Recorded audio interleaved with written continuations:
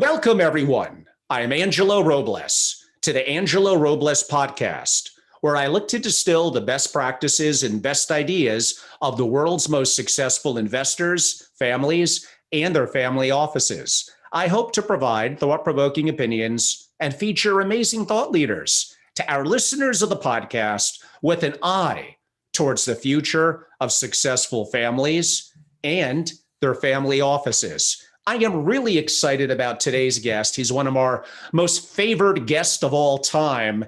And now we're actually having him on the area that he's probably most renowned and focused on as arguably the number one person in the world at it. So anytime you have someone like that on, it's really, really exciting. So we're titling it Behind the Curtain of Elite College Admissions, University Life and Beyond. We all know about the college admission scandal, which still to some degree with people going to prison is taking place.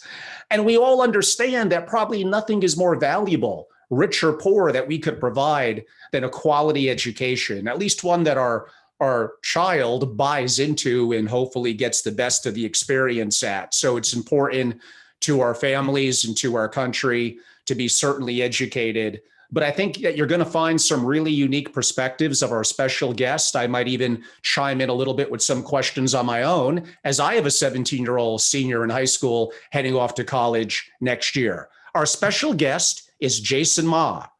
He is Chief Mentor and Next Gen Leader. We're really excited to have him. His company is called 3EQ, family-owned premier educational and global business advisory firm.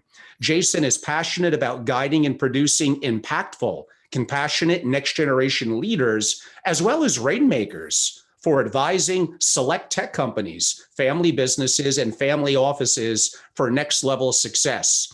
Jason has masterfully and successfully inspired and guided one-on-one numerous Gen Z, millennial, and elder, don't forget us, Jason, achievers in selected families and companies to accomplish great results, live more happily, and transform upward with pragmatic, emotional, social, and leadership intelligence, 3EQ, for greater impact and longer-term gains. Jason Ma, welcome back to the show. Thank you so much for inviting again, Angelo. It's always a pleasure and honor to be here. And hopefully this time I'm 100% coherent, unlike last time post-surgery with some drugs, with some medication in me. You know, it was only like half, 50% performance. So that's rough. Well, I mean, the one we did earlier in the summer where I had on my legendary green seersucker suit on kind of leadership was really engaging. We still get downloads of that today in the podcast, and I still get emails about it. And then you and I were acting as economist / political pundits in early September. Apparently, well, maybe not apparently, we'll find out. Both of us were a little bit wrong in our prognostication, although, again, arguably it was relatively close, and really not putting a personal opinion on it, just what we thought how things were going to shape up. And certainly, either way, much, much closer than what the so-called professionals thought. But today we're talking about a subject that no matter what political aisle you're in, rich or poor, we all care about our children, our grandchildren, and broadly about young people in society. We'd like to hope the better educated they are, the more flexibility they have in their career, the better they'll be as leaders and the better they'll be productive in society. But as you'll explain, it's sometimes a little more complicated than just that, although on the surface, that sounds very important. We'll get to that, but why don't we start with, you're well known as a chief mentor of next-gen leaders in family office and high-level circles. And this includes elite college and career counseling, as well as leadership and life success coaching for what I'm going to call driven teenagers. Tell us what drove you to do what you do in this part of your career. Well, thank you for that question. It's a great starting point. I've been in industry for 36 years, right? Since my Berkeley engineering degree 36 years ago. So I look like, my favorite joke, right? I graduated high school. I look like I graduated high school, but I'm actually a tail end baby boomer. 13 years ago, as a father, as an observant global globetrotter in business and education, and as well as an education technology CEO, I noticed that, there are a lot of kids that are, in fact, I would even, contend to say that most kids including driven ones, have yet to tap into their full potential, actualize their best selves, and achieve the greatest outcomes that they deserve. And I realized that why don't I, really jump in and chime in and kind of create a second career and help these kids unleash their full potential, really help them accomplish what they deserve, including especially college admissions, because high schoolers, right, and parents, that's all they care about. And then college kids, then they care about their first job, career, etc. And I just jumped right in. And at that time, it also included my children. My children today are two Gen Z young women. They're 23 and 20 today. But back then, even themselves, they're pretty driven. They were a little bit lost, a little bit despondent, sometimes depressed, sometimes all sorts of crazy things, right? That's a very common situation as a teenager these days. There's a bell curve, right? There are so many, tens of millions of teenagers in our country, not to mention hundreds around, not to mention so many around the world. And I just dived right in. So I kind of stacked that type of career on top of my, dozens of years in the tech industry as a kind of as an international global rainmaker, running Asia Pacific for tech companies. And we all went IPO, got acquired. So I kind of also invested, etc. I sat on both sides of the table. So this education part, this mentorship part, which includes, like you said, college career counseling, integrated with leadership and life success coaching, is something very unique. And I've been honing that over the past 13 years. Here I am today. Yes, here you are. And we got so many questions for you, but I hinted at it a little while ago. Let's jump right into a little bit of kind of the 800-pound gorilla, so to speak, in the room, and that, like, what's really going on with that crazy college admission scandal that we heard so much about? Many celebrity parents, no matter who they were, I guess, to make a point, were put in jail. Talk to me a little bit about why it's incredible. One, explain it to us, but I want you to focus on why integrity is so incredibly important for the parent, for the student, and of course, for the underlying college or someone involved in that process. And when one of those three goes wrong, why it brings everything crashing down. Yes. I think, first of all, my belief is that the vast majority of parents and kids are good. They have integrity. And in, kind of sort of the law of large numbers, right? Once n equals 30, you got 30 data points and you got a bell curve. There's always some bad apples in terms of integrity. Like, one dreadful question that I really hate when new parents approach me, not my clients, is that, hey, do you guarantee my students' results? It's like, okay, can you guarantee and your child guarantee they're going to put in the best authentic effort?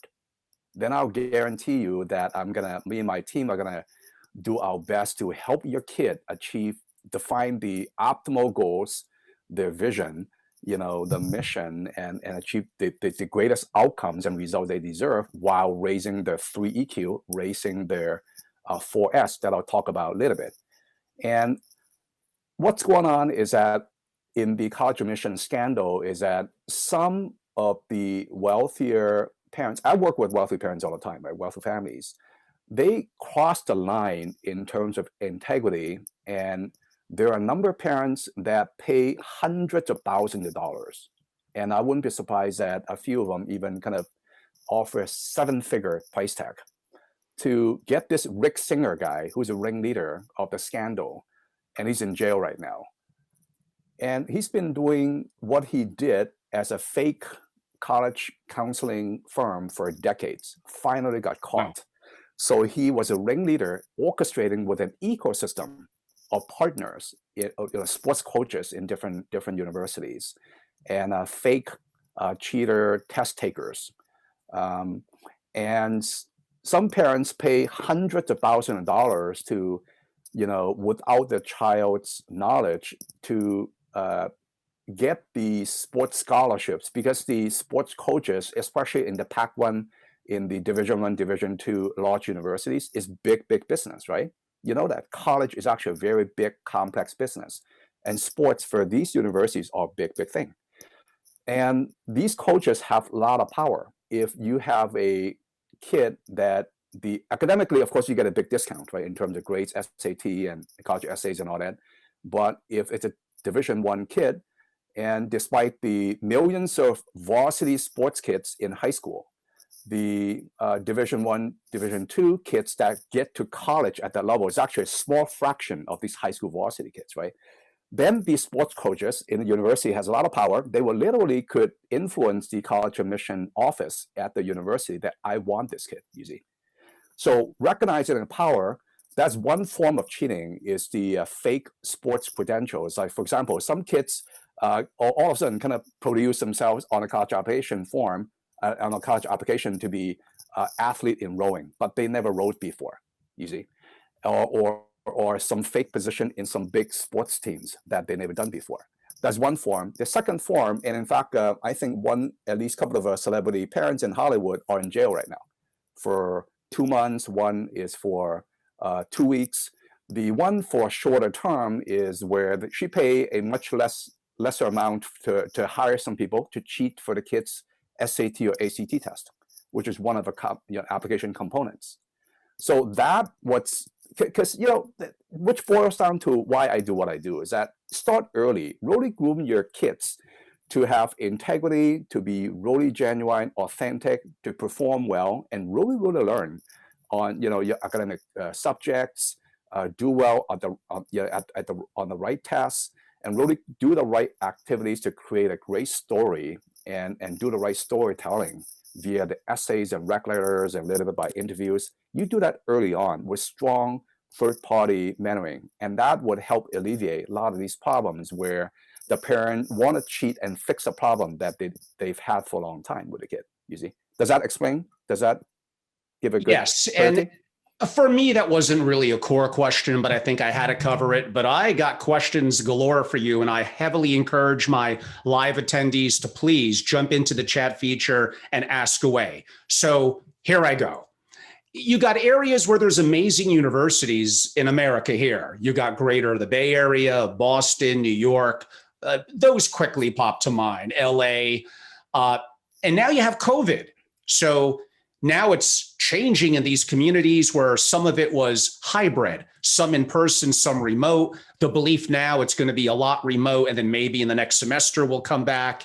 And as a parent, I'm saying the experience and the independence and the social interactive of college is important, especially if they're not giving me much of a price break on the digital aspect of it. It's to help these big cities bounce back, the cities that I just noted, and I'll throw Chicago in as well, that has amazing universities. It needs the vibrancy of young people to be there and that they see job opportunities there. And that adds to the base of intellect and social interaction that if that's missing in the college experience, and hopefully won't be missing a year to 4 years from now, and they're not going to stay in those communities where the jobs are, that could change the dynamic of cities as we know it. Yeah. As one example, my younger daughter, she's a Wharton junior, right? In fact, I'm super happy because she flew back last night. So it was a massive celebration last night. And, Penn, top Ivy League university, they have very strict guidelines, very strict rules. I think it's overdone. I think it's still suboptimal in terms of, our whole country, national, state, local level, mixed with the constituency of the education institutions and all sorts of crazy things that are happening.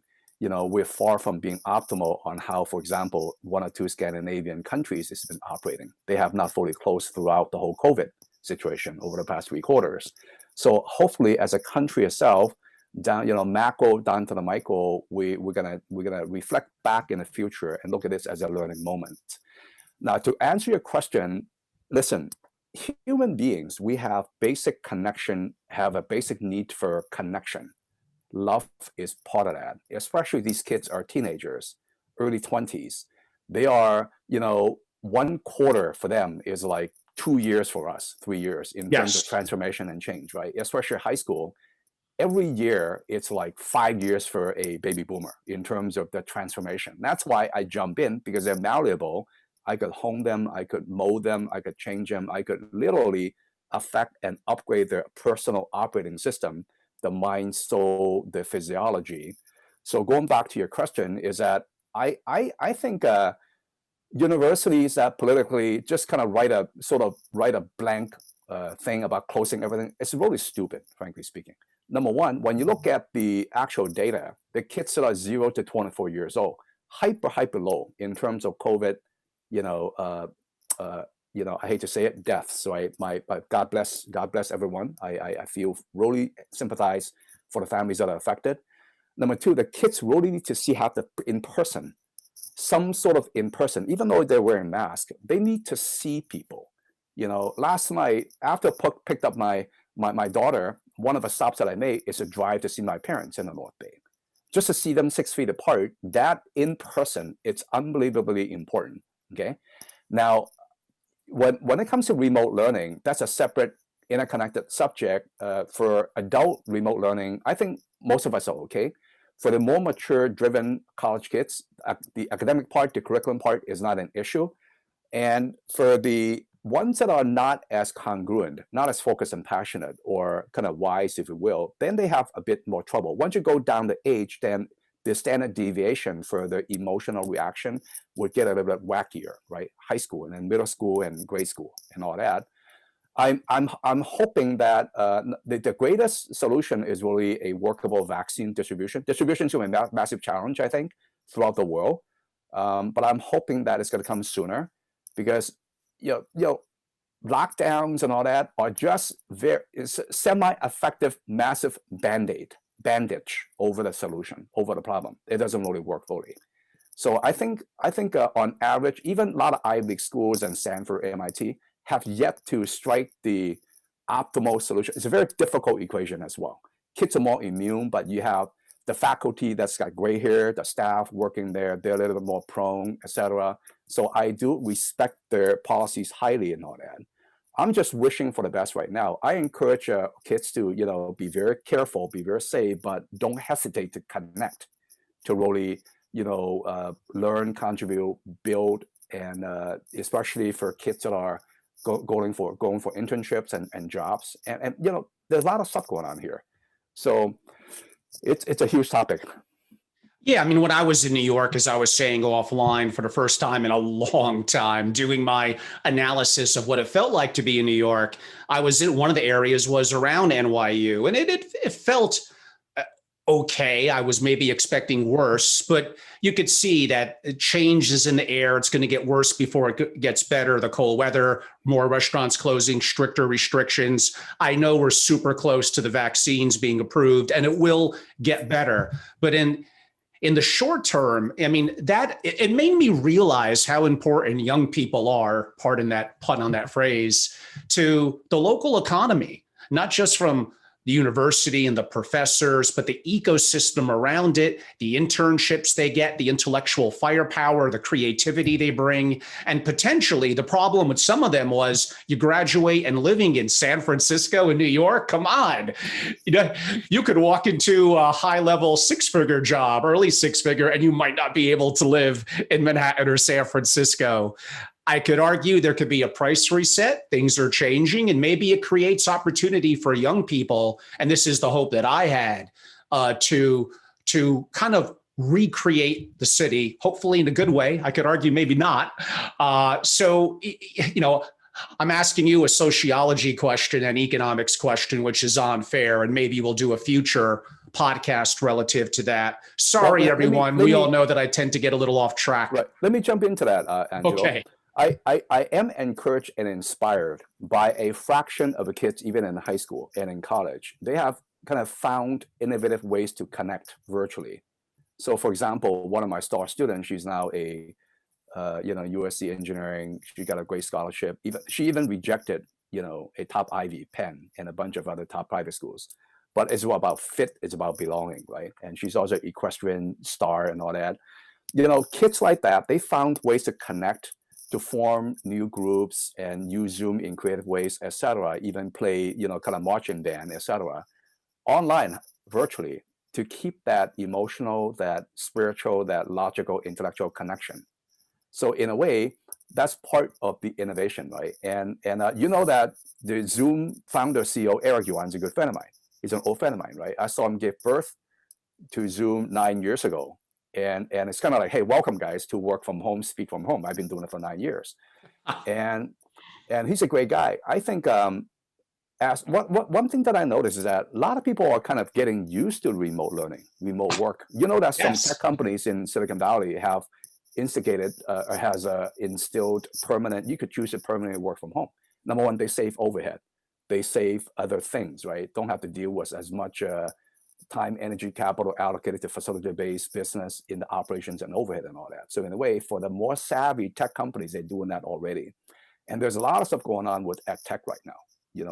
Education, technology, innovation. So it is going through a massive shift and transformation with a little bit of transcendence.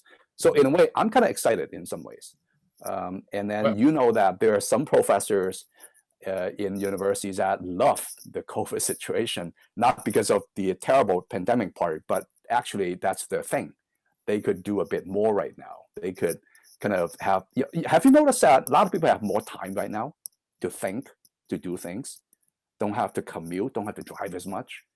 And so there's some positive. There's some of the positives that I'm seeing right now. Oh, for sure. I mean, I've been talking about that for months as well. We're going to get to EdTech a little bit later. I'm going to ask a question from Chuck, one of our participants. It's a really good one. It's a little long, so stay with it, Jason. There are over 200 great colleges and universities in the US alone. Unless you get into one of the top ranked 15 for the name only, I would argue all the rest are valued relatively the same. Most important, if you know what you want to do, which is about 50% of entering freshmen, shockingly not more, then you should choose the school based on the strength of that department, which is not always the school you would think. He gives an example. The University of Maryland has actually an impressive quantum computing program. I agree with that comment relative to about 15 brand name schools. And then really after that, I would even argue maybe even more than 200 are going to be, it really is what the student makes of it in their experience, quality of the department, the professors, their interaction. How would you say that a student best get the most out of whatever college they go to and the experience of what they want to study? Okay, great question. I credit you with a great question here. Now let's define success, okay, for a high school student and also for a college transfer student. We could even define success for a college and university student if you like to. Now, I tend to, one thing that I observe with all these college admission or college counselors out there, almost all of them, I see it all the time, drives me nuts. I call it college admission myopia. You know what that means? They're short-sighted. All they talk about is college admissions, getting in, tricks of the trade, getting in, okay? Academics, transcript, rigor, APs, IB, SAT, ACT, SAT subject tests, activities, summer, school year, essays, long, short, essays, third-party recommendations, maybe from your other third party as well, in addition to teachers, and an interview. Boom, boom, boom. That's all they talk about. I define success as when you step back, guys, seriously, parents, matriarchs, patriarchs, listen to me, okay? Think longer term. Don't think, just try to get your kid into a great college that fits in with a great department or brand name or whatever. I define success, that's two ways for driven high school kids, okay? Is, okay, you want to be successful for the next 80 years, not just for the next 4 years in college. College is part of your journey. It's part of your enjoy college, right? Do crazy things in college because it's a very one-time, once in a lifetime situation. But what will define you is going to be your career, your personal, your family success for the next 80 years, man. Okay. After you graduate from Harvard, after you graduate from University of Maryland, okay, then, if you graduate from Harvard, you graduate from let's say that you are still a Wharton student, you're a Stanford student, there's going to be more doors open for you. Absolutely. Because the employers, okay, including family businesses, assume that you are smart already. That's an assumption. Once they hire you, and it's hyper competitive, we could talk about that, okay? Sometimes it's more hyper competitive to get into Google, to some of these coveted companies, than to get into Harvard and Stanford. Once they hire you, one thing matters, your performance, including your conduct. That's it. Okay. If you don't perform, you could get fired. You could get terminated. That's it. So think long term. The way that I think about that is that there are probably, to make it simple, there are two camps. One camp is that, okay, for those parents and students that are wise enough not to be so myopic and think about college admission and get in, and that's it. And make sure to ask me a question later, Angelo, about once you get in, then there's a lot of problems. There are a lot of kids that are very stressed out, anxiety filled, some depressed, a few suicidal. I'm not kidding you. In all the 8 Ivy League schools, some of them are even worse. At Tufts, Berkeley, Stanford, I see that all the time, okay? And that's a separate topic. Let's make sure we address that later.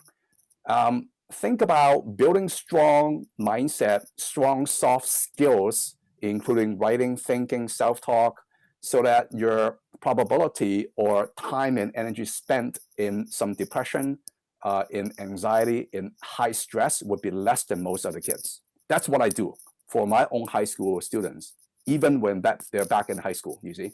So the way I think about that is, okay, if you're high school, let's say that college admission is the most important goal for you, but just as important is your pragmatic, emotional, social leadership intelligence, okay?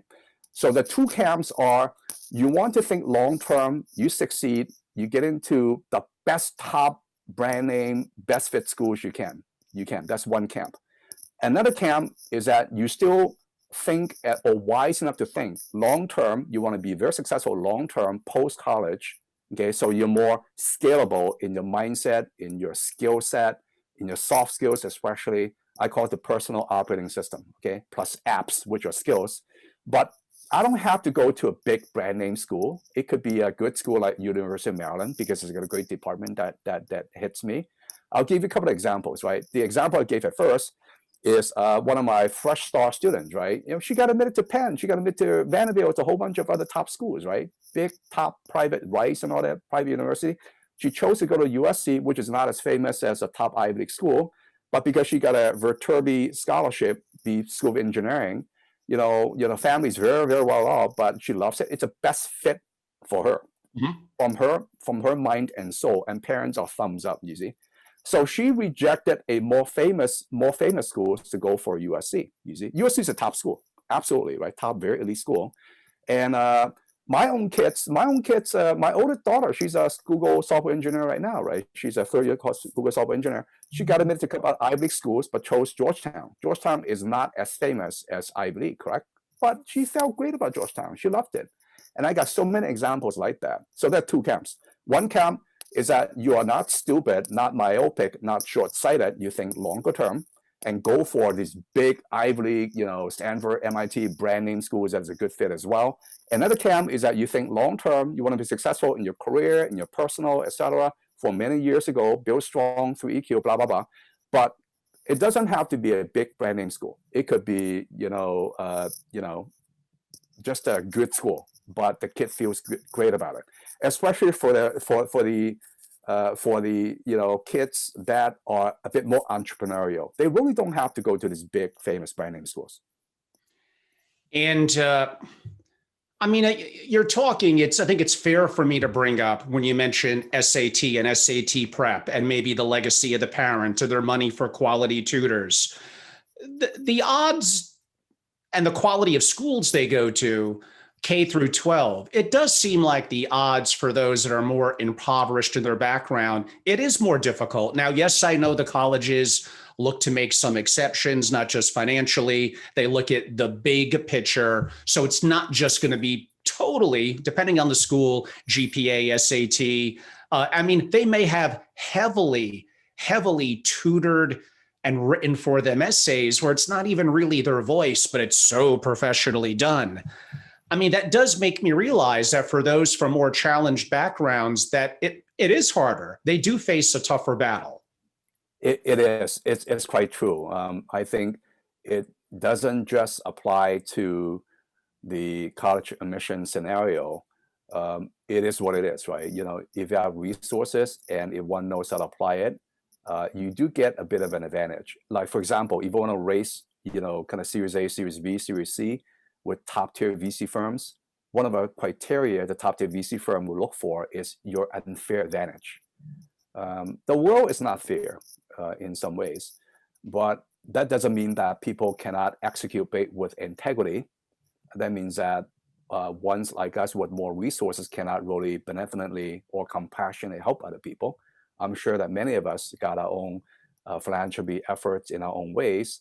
And I have a repertoire of what I do in terms of philanthropy, including helping some of the disadvantaged in a small way, but also in a massive way via the B20, G20.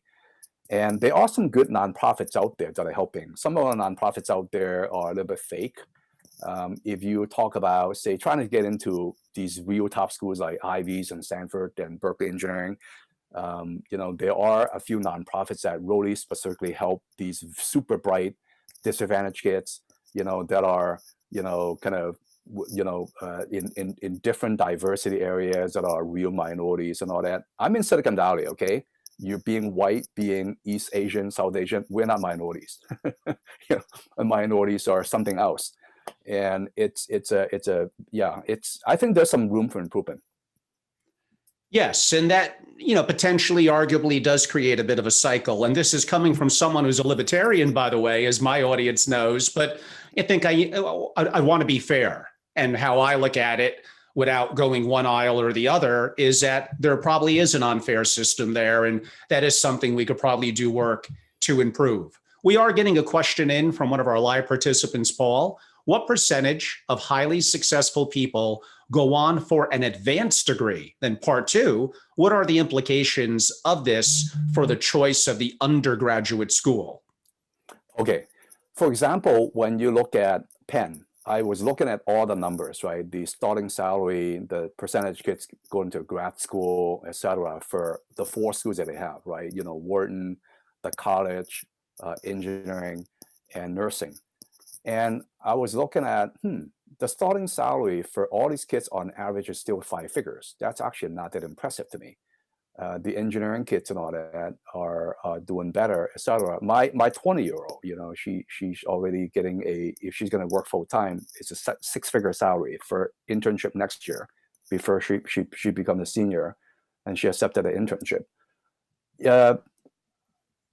Could you repeat the question again? I want to make sure that I'm going to address it. We'll do part one. What percentage of highly successful people there is for an advanced degree? It depends on the route you want to go for. Let's say that you want to be a tech CEO, you want to be a Fortune 500 C-suite, you want to run your family office, you want to keep running your ultra net worth family business. I think it depends on the career paths you go for. To be relevant to each part of the audience here, it really depends on your own situation. For a bunch of my students, they don't have to go get a master's, okay? But for the ones that really want to get deeper domain or maybe some pre-professional experience, and depends on the school, a lot of colleges and universities, they're not that skilled when it comes to pre-professional. Penn is actually very professional oriented, which I like. It's more pragmatic in some ways. And have you noticed that a lot of kids that graduate from top schools, when they interview with employers, it's kind of like employers ask them, hey, what skills do you really bring? They cannot even answer the question. It's really sad, okay? I sit at the B20, which relates to the advanced degree part. I'm a leader. I'm the Silicon Valley's leader at the B20, G20 Future Work and Education Task Force. I see a lot of stuff around the world, right? Where the world is going right now, which also shifted my strategy when it comes to coaching high achieving high school freshmen, sophomore, junior, seniors. In the past, I kind of stopped them, I kind of guide them to go for competitive summer camps, et cetera. But these days, more of them, I tend to guide them to get real work experience, even internship in high school, so that they can start packing the skills that employers would like to go for earlier, employable skills. It's very important. Moving forward, no matter how smart or not just smart or driven you are, it's very important to build very strong, soft, employable skills early on, even in your teenage years. So you can stack on and compound over that while building your pragmatic, emotional, social leadership intelligence, which I would talk a bit more about later. It's kind of your visionary, directional story, character, your soft skills. Of course, you have to learn hard skills that's within the domain you want to go for, engineering or accounting or whatever. And then your strategies, different academic, non-academic strategies, and execute real well, as well as your emotional, mental, maybe a little bit spiritual state of mind management. It's my 4S framework.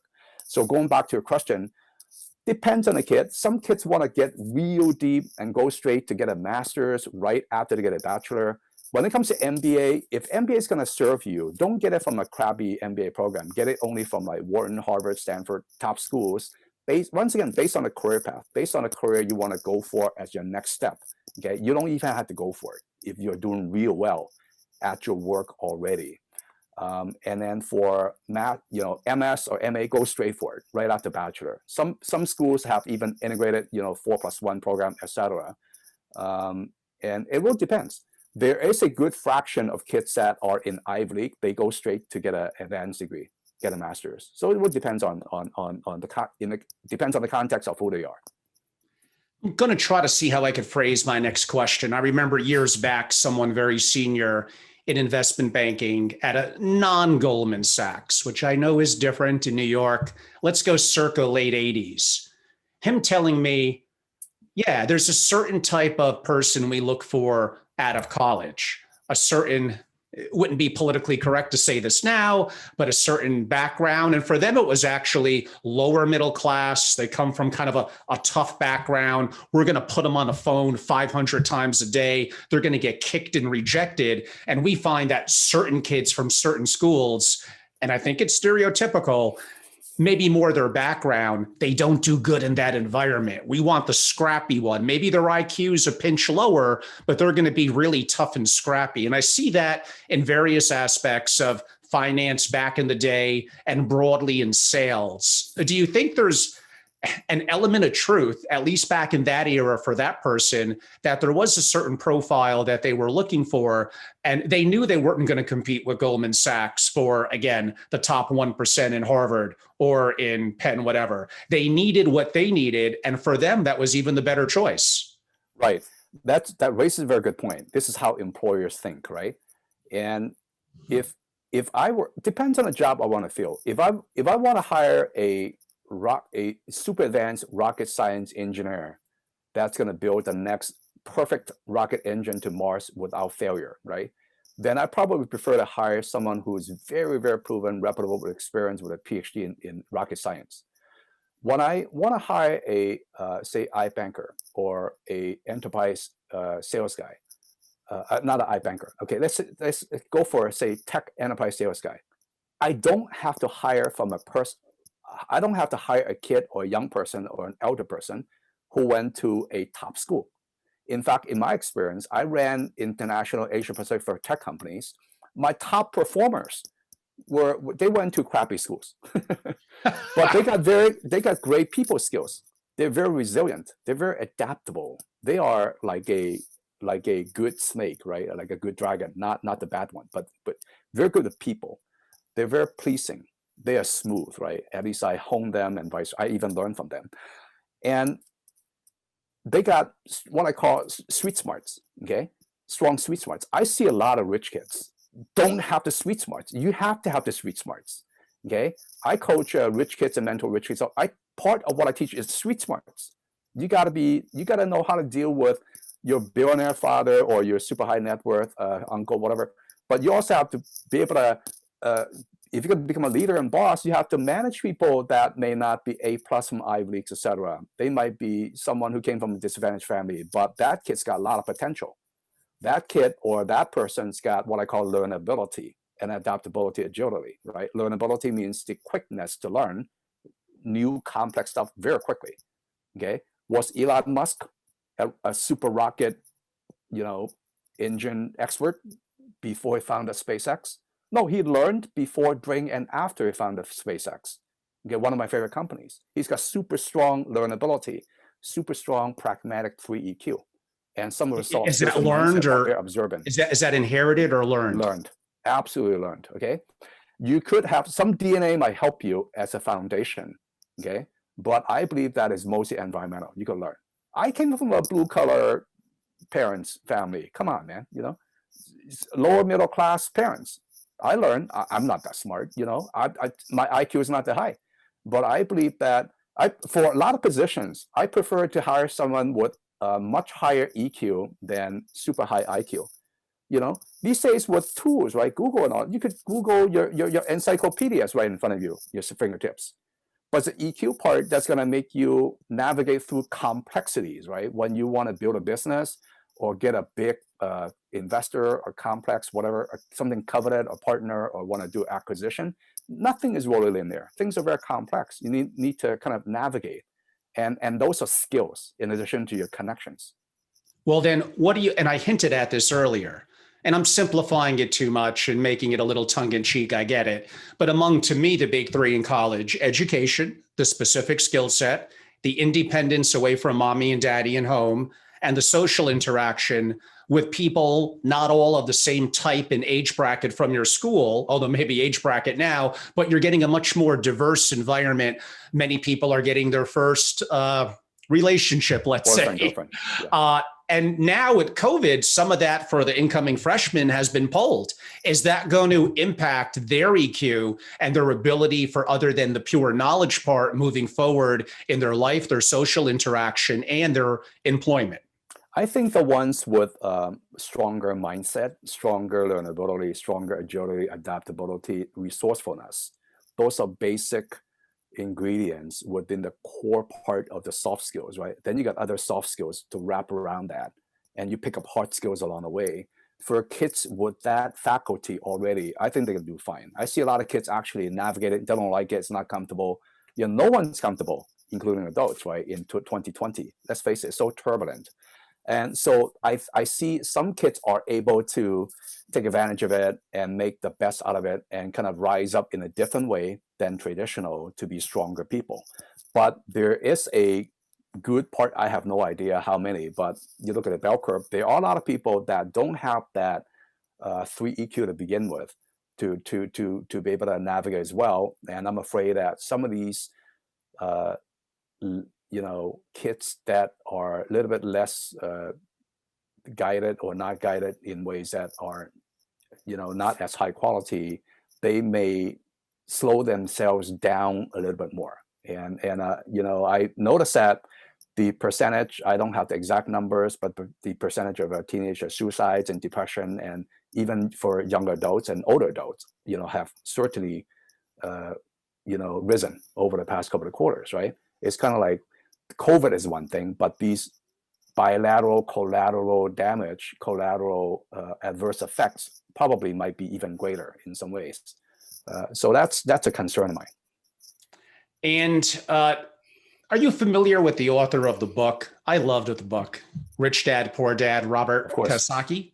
Yes. I mean, I heard him on a podcast recently, and I've heard others like famous pontificator and entrepreneur James Altucher, who has a very popular podcast. And basically, they were very, very negative. And it made me concerned as a parent. Hope my son doesn't listen, about college in general. I mean, Robert Kiyosaki was talking about, he went to the Army after school and his blue collar family, and he learned how to toughen up and how to be an entrepreneur and how to, bootstrap himself out of nothing. And that's a little bit of my background. I kind of get it and understand it.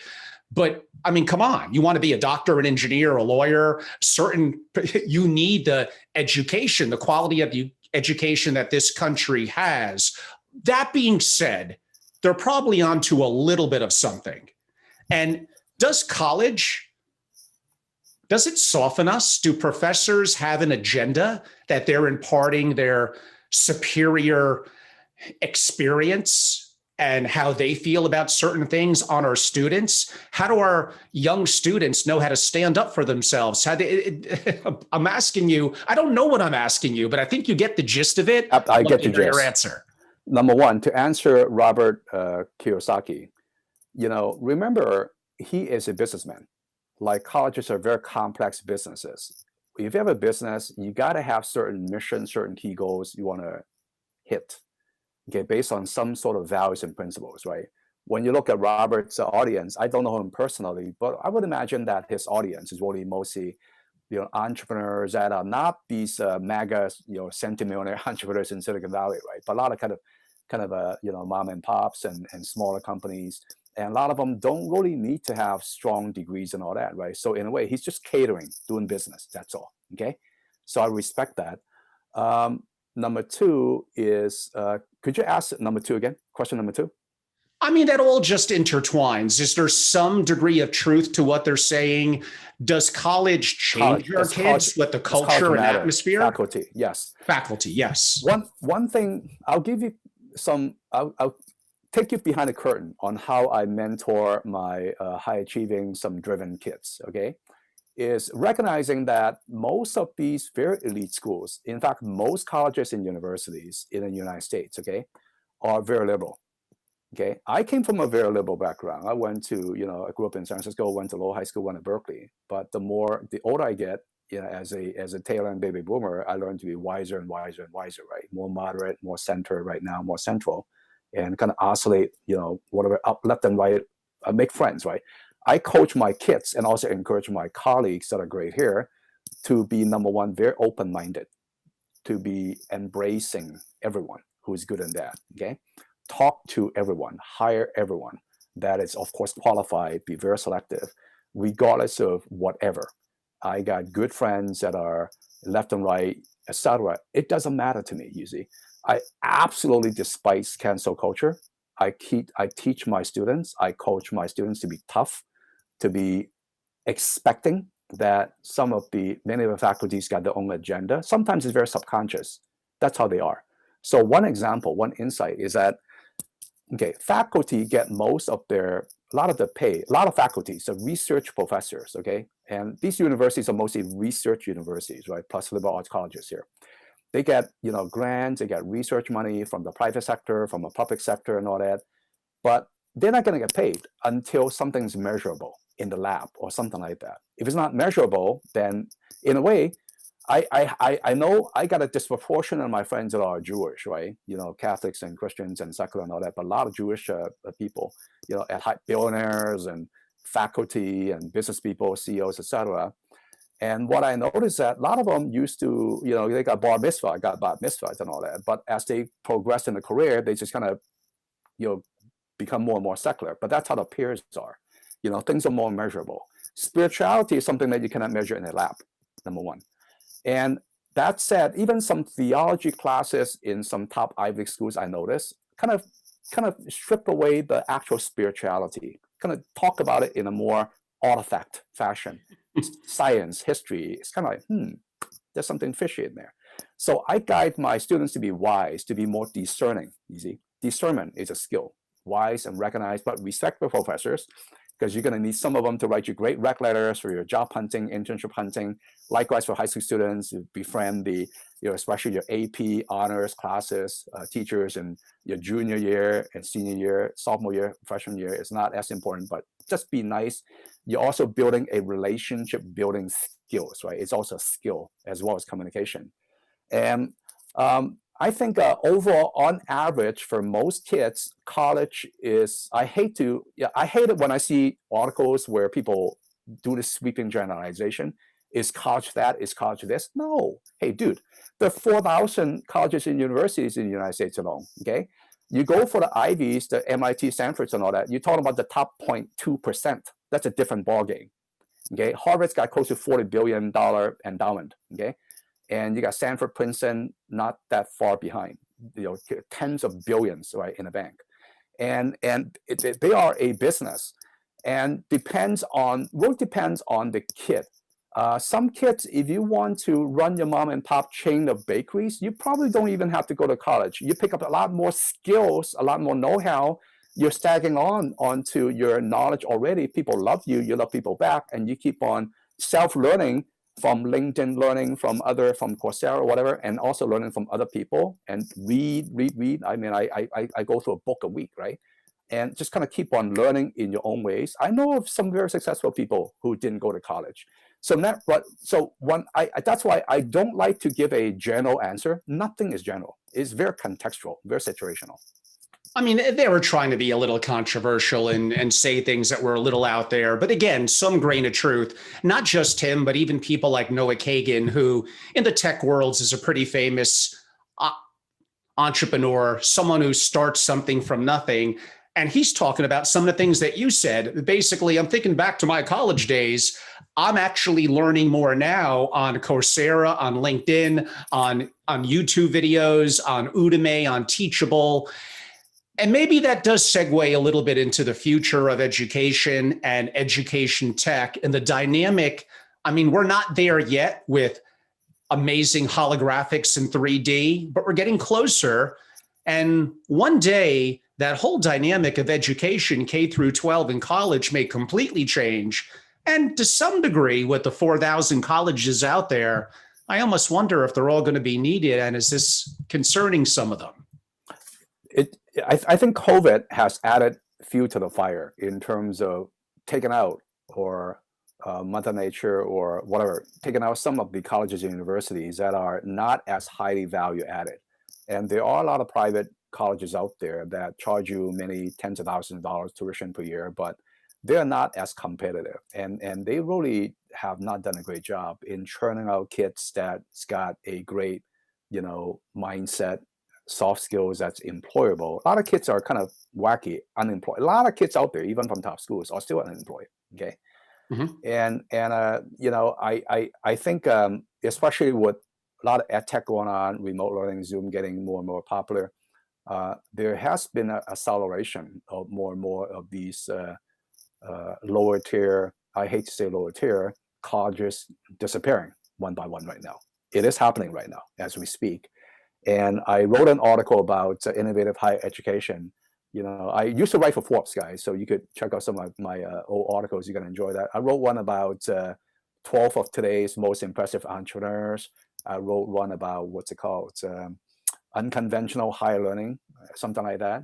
Mm-hmm. And I wrote one about student entrepreneurship while in college. So take a look at that. You're going to enjoy that. There is some transformation. Once again, it all depends. I think at least for my own children, I'm very blessed and grateful that they're doing well, they're healthy, they're safe, they are making big bucks, they're gonna become CEO, CTO in the future. And for themselves, in their context, it's still best to get a great education from a best fit, brand name school. Makes things easier. But for certain other kids, you really don't have to do that.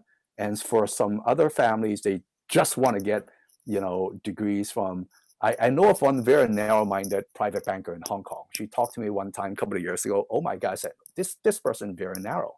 Is that my parents have told me, based on inheritance or whatever, that if I don't get my clients' kids into Berkeley, I'm going to disown, or something like that. Hello? I mean, that's pretty dark. You can't do that, That's like, those parts I discourage, right? I kind of encourage and inspire and teach and mentor and guide my client families, the kids, and also the parents, right? Educated parents, so that sometimes a jar cannot read its own label. I have to help them read, right? You could be super successful in your company. Your staff might love you. I mean, I got parents that are very successful, right? These guys are ultra high net worth. And they're like internal mentors. They work for a $67 billion market company, C-suite CEOs and all that.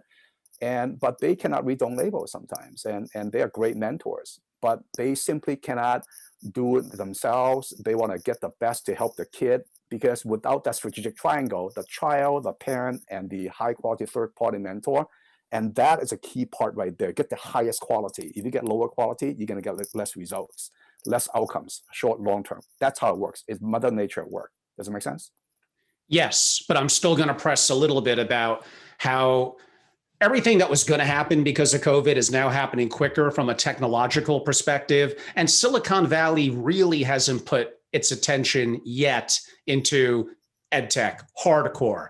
I think that's changing. I'm starting to see that wheels change. Lots of going on. In fact, I'm connected with the biggest EdTech VC firm out there. They raised a couple of funds. I think the total funds about 1.2 billion so far, strictly EdTech. Wow. Lots of going on, my friend. Lots of going on. See, EdTech, remember, education today is roughly about $7 trillion industry, global, supply side, demand side, okay? You got pre-K to 12, you got higher education, you got adult continuous lifelong learning. Okay, you got formal institutions that are nonprofits, some for-profit. You got all sorts of companies out there, traditional services, education technology, whether it's platform, whether it is B2 school to C or B2B or whatever. And then there's a lot of corporate training, etc., K-12. There's a lot of stuff going on right now, which is actually kind of exciting. And for years and years, the multiple for edtech companies were not in comparison to some of these hot SaaS companies or some other tech companies. But the multiple is changing right now. It's getting higher and higher as there's more proof to the pudding of edtech, right? I think there's about, I forgot what the numbers are. There's about 450 unicorns out there worldwide right now. I forgot what the numbers are. And there are a couple of decacorns. I'm talking to one company that I believe is going to be a decacorn. I'm helping them already. And so it's exciting. Things are happening. What frustrates me, Angelo, is that what we cannot change more quickly right now. And that is the K-12, especially public school system and some of the university system. A lot of people, a lot of CEOs and we don't like part of the kind of a dark side of this tenure system right now. There are professors out there that are tenured, but they could get away with murder, separate subject. So, yeah, that along that line will be a separate subject that we will cover as well, because that certainly is one that interests me. There must be, and you mentioned, a lot of stresses on even a talented young student going into college, especially if they feel pressure from their peers, from their parents, perhaps even go into a school that they really don't have a passion for, or a major that they don't feel that zest in life for, yet they feel that sense of pressure to keep up the family name, the legacy, the expectations. I mean, at minimum, I don't know, maybe they get the degree and they do well, but are they going to be happy? And what is their life going to be like? And how impactful will they truly be to society? And when you're working with students, but the parents paying you, how do you listen to them and maybe help them develop their internal voice to speak to their parents? Their parents will probably be aghast that you're telling them this, but I think you're helping them grow up, and this is an important aspect of it. Angelo, that is probably one of the most important questions you ask me right now.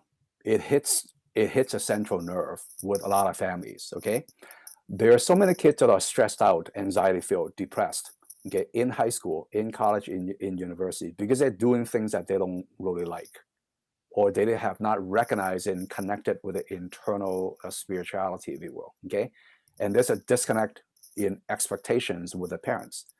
And, suicides do happen in Silicon Valley, in high schools, and, including a famous one in Palo Alto. And it's my imagination is that there was a expectation gap, you see. So part of what I do is, at least in my own practice, I'm very direct, and I'm like a fiduciary. I got to be very authentic, 360 with you, the child, and you parents. And if parents kind of come speak and talk and think in ways I could detect to be a little bit dark, there's some dark causes in the belief system, I have to lift it out and talk to them about it, okay? And that's before I sign them up. If I could feel that they're prone to cheating to get the kid to achieve the next level, I'm not going to take that client, period. Because to me, integrity and authenticity sit on top of my own value and belief system and principle system in 3EQ. And so I'm responsible to integrate and to talk to these matriarchs and patriarchs so that their heads are not in their asses, frankly speaking, okay? Respectfully, of course. And I have to really educate them the dangers if they're going to keep on going like that. Your kid might move in a direction that is going to get more and more disconnected from you, okay? Part of what we want is to actually make the relationship like that. One of the things I'm very proud of is that my own students and their parents, one byproduct benefit is that they end up happier together because they end up communicating better. They end up understanding each other better. Because without this guy, they just cannot do that without a third party monkey in the middle, if you will, you see. So then I would guide my students where I help them. A lot of them are not clear. Sometimes the parents are not clear, but the students are not clear. Trust me, a lot of high achieving kids here, my kids included, they're not clear. I have to help them define the right optimal goals to go for. Short, long term, and short, medium term, long term, including college admissions, right? I even help kids extracurriculars and academics and curriculum, and then the testing, and then there are different choices. And sometimes I try not to give them a fish. I got a lot of fish in my pocket, right? But I try to teach them how to fish and try to teach them how to fly so they can do it themselves. So sometimes I give a fish to them, but along the way, I teach them why that's important so they pick up a skill or hone the skill easy. So, and that's why my client parents, the ones that are coachable, committed, driven, we all become very good friends, because then they realize that they themselves and the whole family are really taking themselves to a next level in terms of holistic congruence. They feel even more comfortable with legacy, with succession planning. Now I have a better relationship with my child, whatever. I'm more comfortable for the next, succession planning, write about my legacy, etc. You see, there's a lot of byproduct benefit, and that's why, because peace of mind is very important. I know that, okay, for parents and also for kids, while you try to achieve the greatest outcomes, whether it is college admission, better leadership skills, getting strong grades and academics and test scores and right ways also are just subcomponents to move towards greater goals. And your first job, career positioning, if you're working already, you do better in your family business or do better in your career. There's always complexity, sometimes politics, how to manage that, how to kind of sit back, be more still, and hone this part of your skill set in order for you to move like that. Things are never fully linear. Sometimes you have to kind of go like that, go back in order to achieve the next level goals there. So going back to, I think your question is more of integrity. Without integrity, without authenticity, nothing matters. So I always normalize my would-be clients. My existing clients are not an issue because they already are good-hearted people, you see. Otherwise, I wouldn't take them. You mentioned them along the way, but if you had to do a synopsis or maybe just do one for each that stands out, what are some of the common mistakes made by parents and students as well? I would say being short-sighted.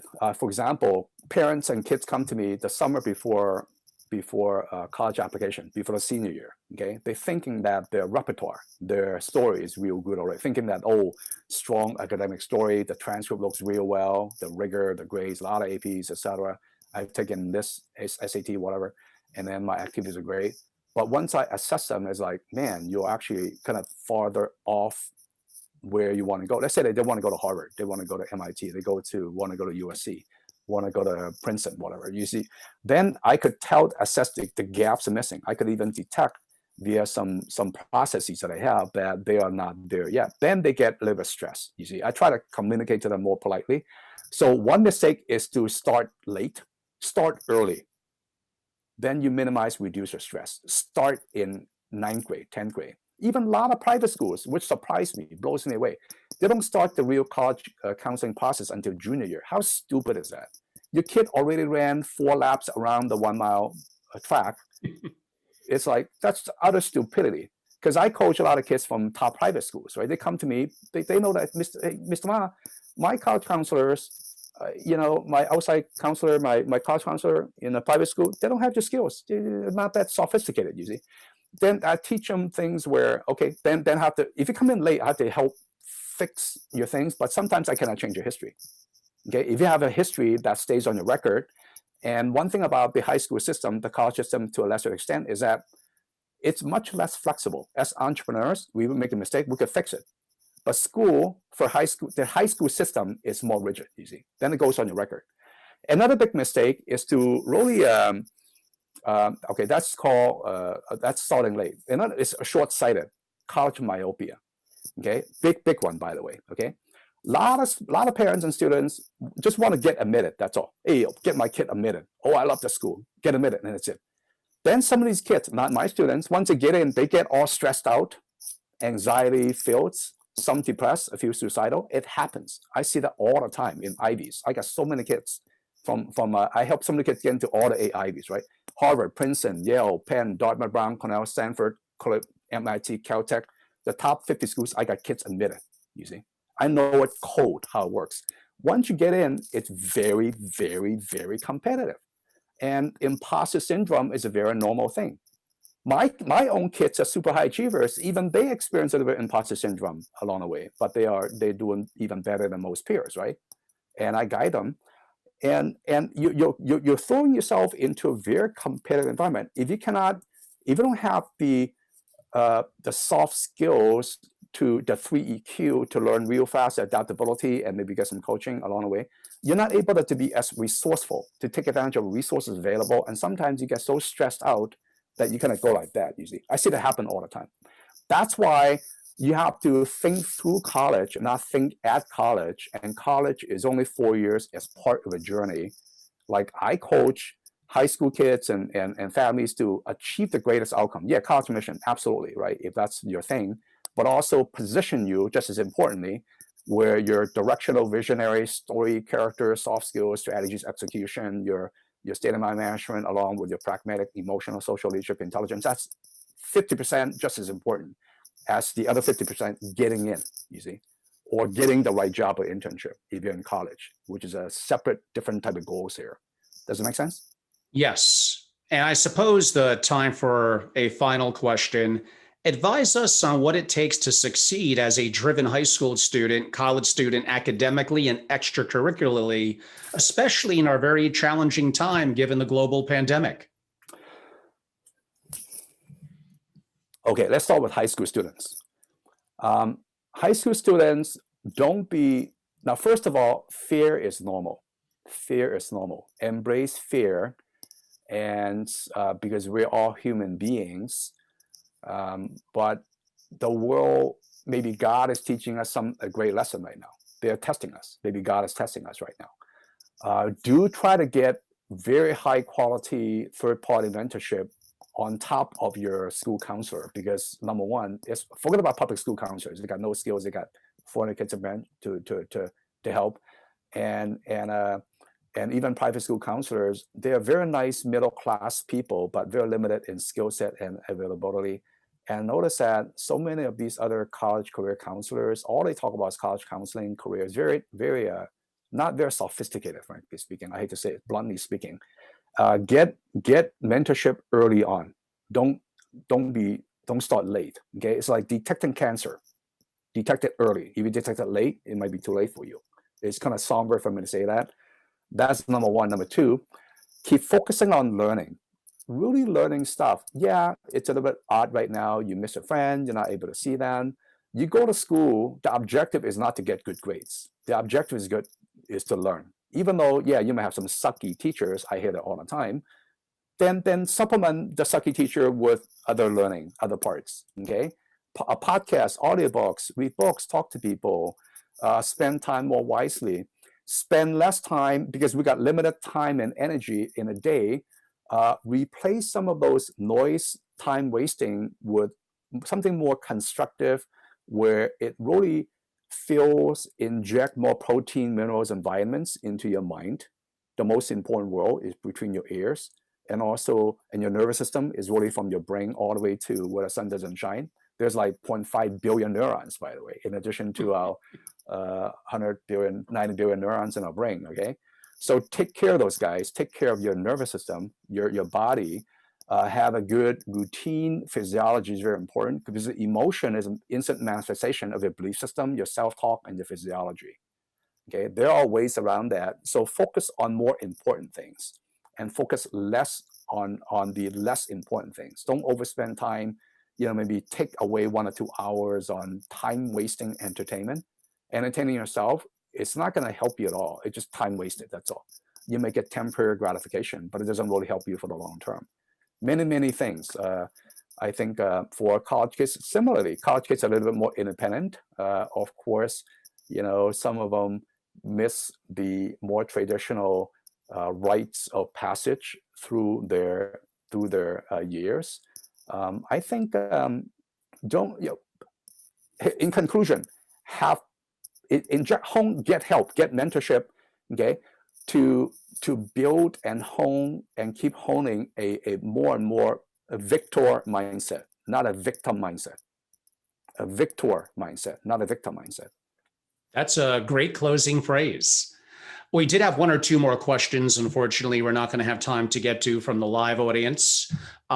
Jason, for those that would like to inquire and learn more about your company, as well as contacting you, if you could note how they could do that. And if you don't mind, I don't know if you could do twice at once, but for the audience that's live, it may be easier for them to see it in the chat feature if you wanted to maybe type in your email. But if you could do as such, that would be helpful for our audience. Okay, my email is jma. Actually, you can reach me in different ways. It's jma@3eq.com. JM as in Mickey, A as in Apple, at 3, spell it out, THREE, EQ.com. The best way is go to my website, 3eq.com, okay? THREE, EQ.com. Then there's lots of complimentary actionable insights that some of it you'll find to be quite useful and inspiring or enlightening, including a bunch of my own work and writings and speeches and talks with Angelo. It's in there as well. Hopefully that doesn't hold it back, Jason. Right. Unlike my last one, episode 2 I did with you, I was literally 50% coherent.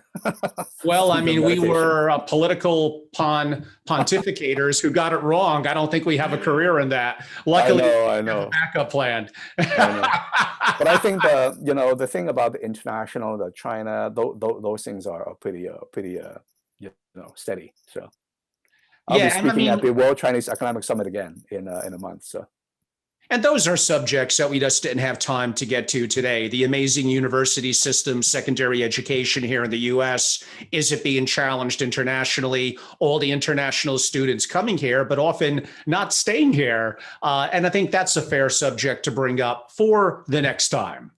Everyone, I'm Angelo Robles. I'm the host of the Angelo Robles Podcast and founder and CEO at Family Office Association, a global membership organization dedicated to families of great wealth and their family offices. We provide a significant amount of original proprietary content, host near daily digital programming, and consult with families on creating or reinventing their family office. I'm very active on social media. We're Family Office, one word, on YouTube. So look us up, Family Office channel.